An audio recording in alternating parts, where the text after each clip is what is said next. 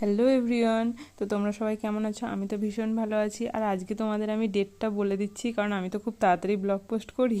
তো আজকে ছিল ডেটটা 15ই ডিসেম্বর, আর আমি বাড়ি চলে এসেছি। আজকে আমাদের ছিল নবান্ন অনুষ্ঠান। তো তারপর আমি বাড়ি এসেই তাড়াতাড়ি করে ফ্রেশ ট্রেশ হয়ে পুজো দিয়ে, আর পুজোর যে ঠাকুরের প্রসাদটা নিয়ে এসেছি ওটা দিয়ে আমাদের নবান্ন মাখা হয়।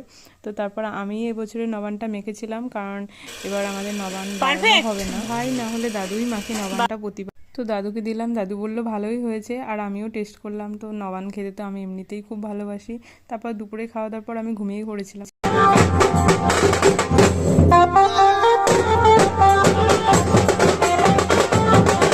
ও আর তোমাদের বলতেই ভুলে গেছি, পাশের বাড়ির একটা দাদার বিয়ে ছিল। মায়ের শরীরটা খারাপ করছিল, তাই আমি পায়েসটা রান্না করলাম। তারপর গেছিলাম একটু নাটক দেখতে, আর ওখান থেকে আসার পর দেখছি কি এখন বরযাত্রী যাচ্ছে। পরের দিন রিসেপশনের সারাদিন আমি ব্লগ করতে ভুলে গেছি। আর এটা তারপরের দিন সকালে ইতু পুজো ছিল। তো ইতু পুজো করে খেয়ে